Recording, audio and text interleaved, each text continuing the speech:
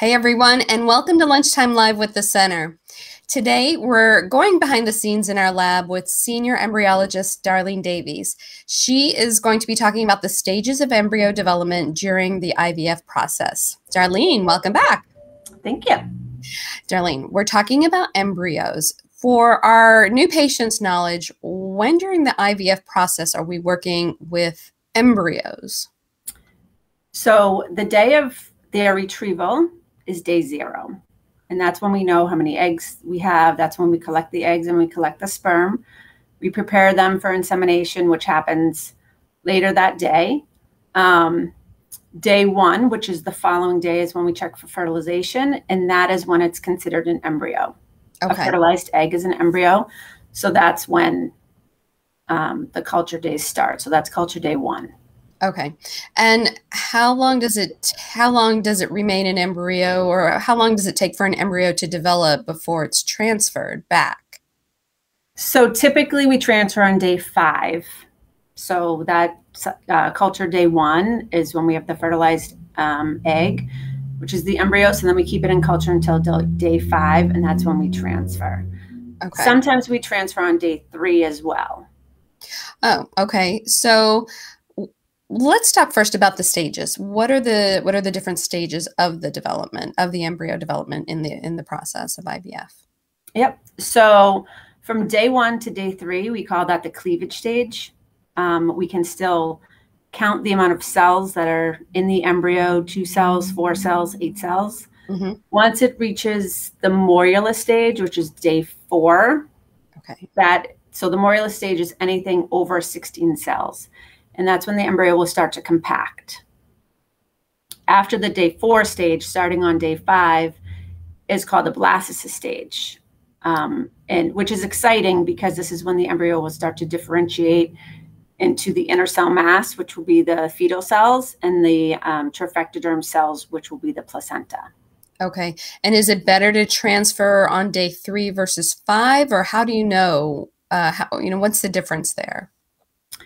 So if you have, 1 to 2 embryos and, that that's what you're going to be transferring, they will suggest day 3 transfer sometimes, because as good as the lab is with mimicking the human body, it's not the human body. So if you know that you have these embryos and you're going to transfer these embryos, then many times they'll say, let's do it on day 3.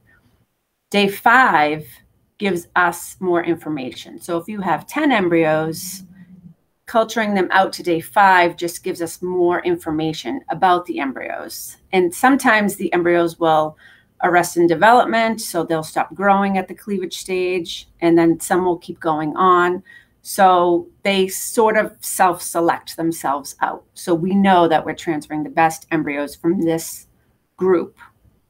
And what do you mean by cleavage? And then you use the word compact. So what do those two words mean in this development process?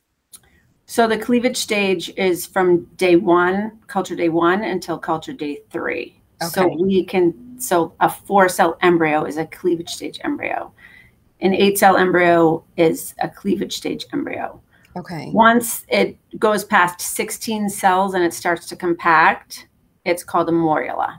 Okay, so it's the number of cells that make it a cleavage cell. Mm-hmm. I mean, cleavage embryo. Okay, all right.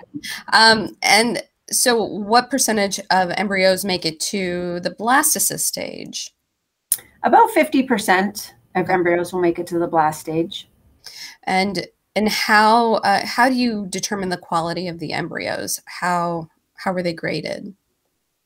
So for the blastocyst, we grade 3 parts. The first part is we grade expansion.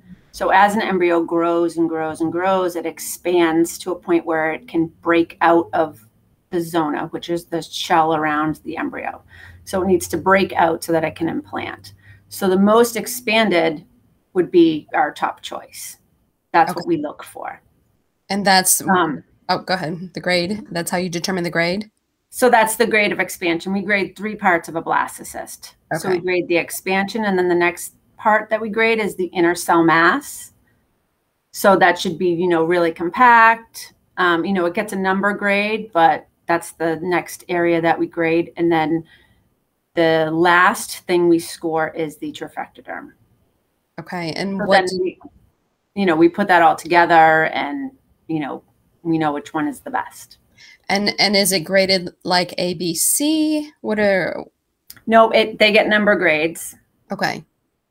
So for example, a B411 is an excellent embryo. So 4 means, it's very expanded. And then a 1 means it gets, the ICM is very compact. It's a good size. And the trophectoderm has that nice scalloped look to it. Okay. All right. And if an embryo is not necessarily the best quality, can it lead to a pregnancy? Of course. Yep. Okay. Good. I wasn't sure if only like the best embryos are chosen to transfer back. Right. Well, we do have certain criteria of what will be transferred and what will be frozen. Okay. But there is certainly a range of, we know that if an embryo on day 5 is still at the cleavage stage, then it has arrested in development, and that we know. But, a B323 versus a B411, they're still worthy of being transferred. Okay. So they have to meet certain criteria, but there is a range.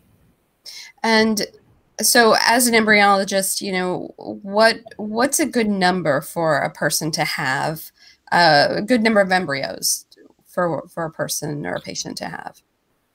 So we always say, if you have a great embryo to transfer and a few to freeze, that's, the gold standard.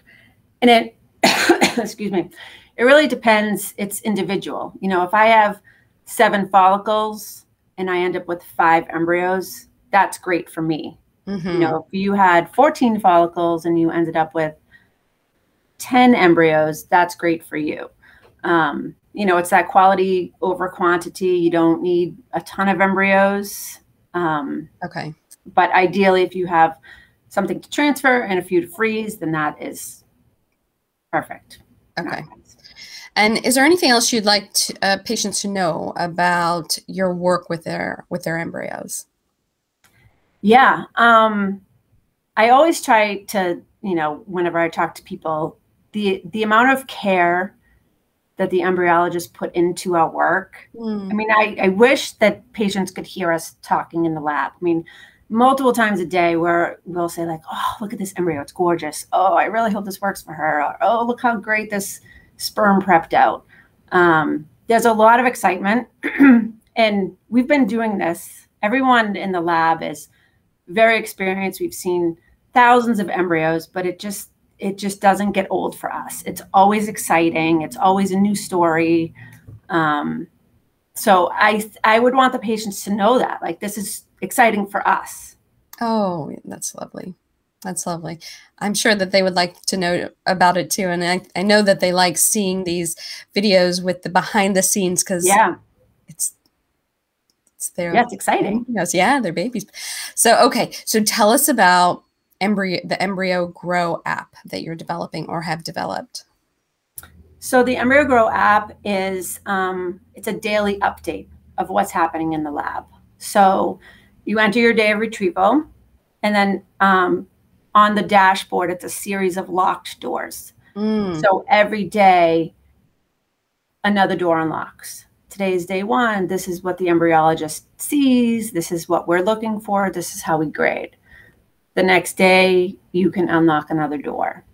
Today is day 3. This is what the embryos should be. It's like a general knowledge type app. It's meant to keep you engaged between, day 0, the day of your retrieval, and day 5, the day of your transfer, or day 3. It's meant to keep you engaged through that downtime. Oh, that's great. I know patients, people doing IVF really want to know what's happening in this time of waiting. So is it a website that you can share? It's a website. It's www.embryogrow.app. Embryyogrow.app. Okay, and we'll put that in the comments as well. So anyone can use it, and it's ready to roll, and it's ready to go. All right, Darlene, good stuff here. So thank you for sharing. Thank you. Yeah. And thanks everyone for watching today. My name is Ami Choksi, and be sure to check out our website at yukonfertility.com to learn more about us or to get in touch with us. Have a great day.